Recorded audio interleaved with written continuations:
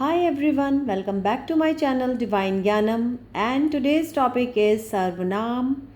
English में सर्वनाम को बोलते हैं प्रोनाउन और this topic is from Hindi language, Hindi व्याकरण।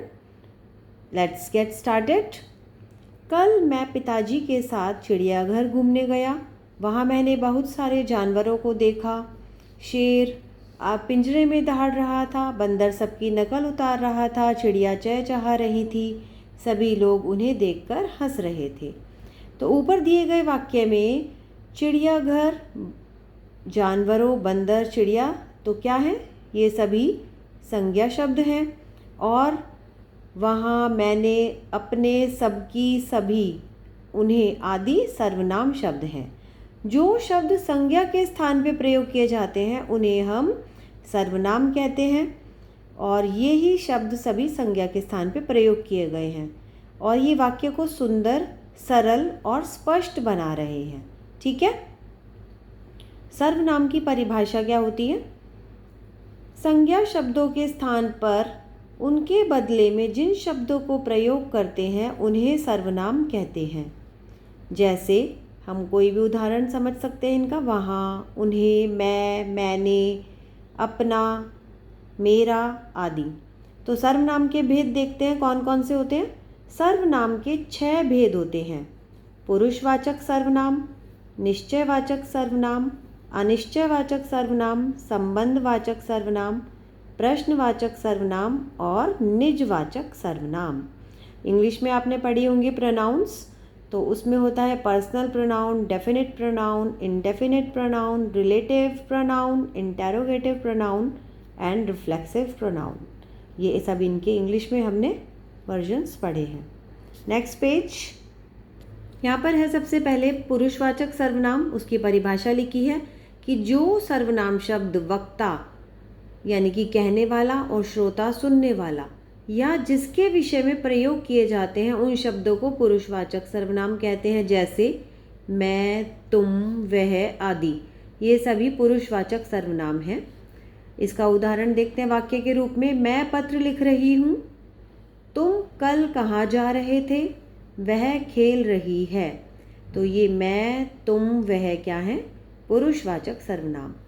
निश्चयवाचक सर्वनाम मतलब कि कोई डेफिनेट यानी कि जो हम जिसके भी बारे में बात कर रहे हैं उस चीज़ को हम बोलते हैं, उन शब्दों को बोलते हैं निश्चयवाचक।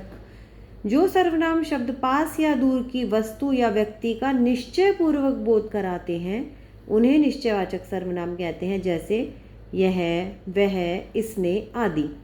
वह खिलौना मेरा है, तो वह खिलौना यानी कि हम निश्चय पूर्वक बोल रहे हैं कि वह खिलौना मेरा ही है ना। तो ये निश्चयवाचक सर्वनाम का उदाहरण हो गया इस लाइन में।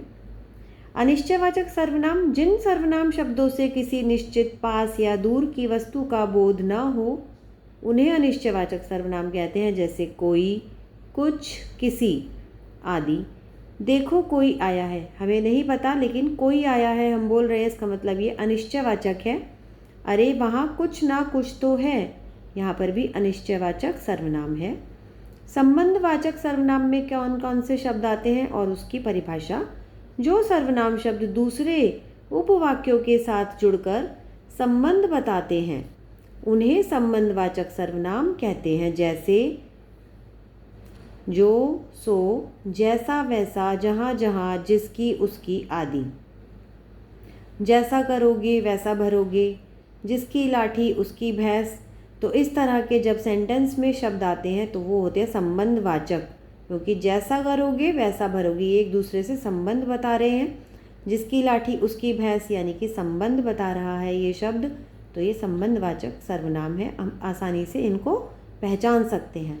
प्रश्नवाचक सर्वनाम इंटेरोगेटिव प्रोनाउंस यानी कि जो सर्वनाम शब्द प्रश्न पूछने के लिए प्रयोग में लाए जाते हैं उन्हें प्रश्नवाचक सर्वनाम कहते हैं। जैसे क्या, कैसे, क्यों, किस लिए, कहाँ आदि। कल तुम कहाँ गए थे, ये प्रश्न है। वह क्यों रो रहा है, ये भी प्रश्न है क्योंकि यहाँ पे कहाँ, क्यों प्रश्नवाचक के रूप में आए हैं। निजवाचक सर्वनाम की परिभाषा। जिन सर्वनामों का प्रयोग स्वयं के लिए किया जाता है उन्हें निजवाचक सर्वनाम कहते हैं। जैसे खुद, स्वयं, अपने आप आदि। वह अपने आप चला जाएगा। तुम स्वयं खाना खा लो।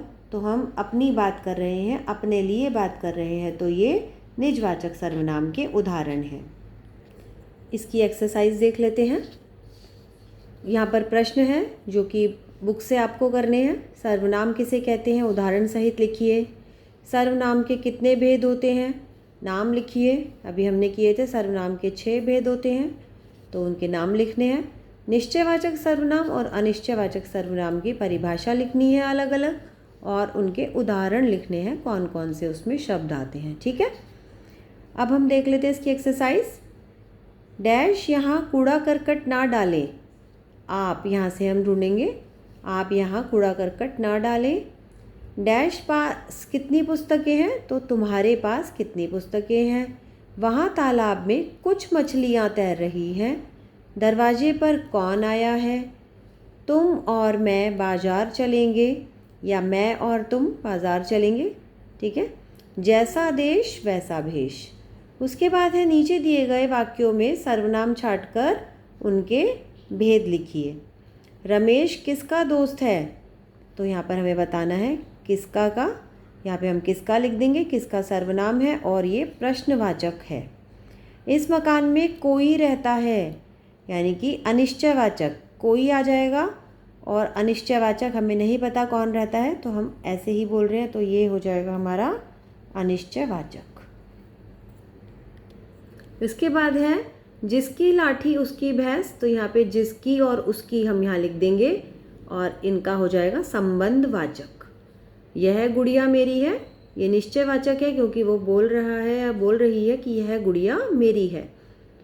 कल मैं दिल्ली जाऊंगा, पुरुषवाचक है क्योंकि मैं, कोई पुरुषवाचक सर्वनाम में मैं, वह, ये सभी शब्द आते हैं। वह स्वयं काम कर लेगा, वह यहाँ पर हम लिख देंगे, और ये पुरुषवाचक है। ठीक है, उसके बाद आते हैं हमारे नीचे दिए गए वाक्यों में से संज्ञा तथा सर्वनाम हमें अलग करनी है। उन्हें हिंदी आती है, तो उन्हें हमारा सर्वनाम हो जाएगा और हिंदी संज्ञा शब्द है। तुम तो अनपढ़ हो, तो तुम हमारा संज्ञा सर्वनाम शब्द है तुम, और अनपढ़ जो है वो संज्ञा में आ जाएगा। हम सब हिंदुस्तानी हैं, हिंदुस्तानी संज्ञा, हम सर्वनाम। वे कल क्या कर रहे थे, तो वे जो है ये हमारा सर्वनाम में आ जाएगा, और यहाँ पर कोई भी संज्ञा शब्द नहीं है। तुम्हारी माताजी बहुत अच्छी हैं, तो तुम्हारी सर्वनाम और माताजी संज्ञा। वह अंधेरे से घबराता है, वह सर्वनाम में आ जाएगा, और अंधेरा संज्ञा शब्द में आ सकता है। नीचे दिए गए शब्दों में से सर्वनाम शब्दों पर आपको सही का चिन्ह लगाना है, और जो सर्वनाम नहीं है उन्हें गलत। हमारा ठीक है, तो हमें देखने हैं। हमारा सही है, वह सही है, नदी सर्वनाम नहीं है तो उसको हम रॉन्ग कर देंगे। उसका भी हमारा सर्वनाम शब्द है, उसका भी हम टिक करेंगे। किस लिए भी टिक करेंगे, वो भी सर्वनाम है। इसी तरह से हमें ये सारे शब्द करने हैं। आप देख लीजिए, इसको आप खुद से करना है, मैंने किया हुआ है ये worksheet, you can see this. Next है, नीचे वाक्यों में सही या गलत लिखना है हमें। संज्ञा के स्थान पर प्रयुक्त होने वाले शब्दों को सर्वनाम कहते हैं, ये सही है, यहाँ पर हम सही लिख देंगे। मेज के नीचे कुछ रखा है, में कुछ जो है वो निश्चयवाचक सर्वनाम है, नहीं। कुछ रखा है हमें नहीं पता, तो ये अनिश्चयवाचक है, तो ये हम सही नहीं लिखेंगे, इसको हम गलत लिख देंगे। और मेज के नीचे कुछ रखा है, तो ये यहाँ पर हम गलत लिख देंगे, ये अनिश्चयवाचक है। सर्वनाम के 6 बोध होते हैं, सही है। वह सर्वनाम दोनों लिंगों में समान रहता है, हाँ। अगर लड़की के लिए बोल रहे हैं तो भी वह बोलेंगे, लड़के के लिए तो भी, तो ये भी बात सही है। जैसा खाए अन्न वैसा रहे मन, इस वाक्य में संबंधवाचक सर्वनाम का प्रयोग किया गया है, सही है ये। इसी तरह से नेक्स्ट एक्सरसाइज है, जो शब्द सर्वनाम नहीं है उनके आगे गलत लगाना है, और जो सर्वनाम हैं उनके आगे सही का चिन्ह लगाना है। तो गाय, सुंदर, वह हमें इसमें देखना है कौन सा सर्वनाम है। वह सर्वनाम है तो हम वह पे सही का चिन्ह लगा देंगे। ऐसे ही यहाँ पर हम आपका भवन बगुला, तो आपका सही है, इस पे सर्वनाम का है तो इस पे हम सही लगा देंगे। हरियाली कुछ काटेगा तो हरियाली पे लगा देंगे। नरम घास और स्वयं तो हम स्वयं पे लगा देंगे। अपना लड़की रंग तो अपना पर हम सही का निशान लगा देंगे। इसी तरह से ये भी कुछ प्रश्न हैं जिसमें निश्चित वस्तु का बोध ना हो वे कहलाते हैं, तो इनके भी कर लेते हैं हम आंसर्स। जो निश्चित वस्तु का बोध ना हो जिससे, तो वो होते हैं अनिश्चयवाचक। सर्वनाम के कितने भेद होते हैं, हमें 6 पे टिक करना है। स्वयं सर्वनाम कौन सा है, निश्चय, निज या संबंध, वो है निजवाचक। जैसे को तैसा, ये कौन से सर्वनाम है, संबंधवाचक। ठीक है, तो इसी तरह से ये हमारी एक्सरसाइज कंप्लीट हो गई है। Now you can take a look and if you like the video और आपको पढ़ाने का तरीका समझ में आया, अच्छा लगा, then please like, share and subscribe my channel divine Gyanam. Press the bell icon and thank you. Thanks for watching. Bye bye.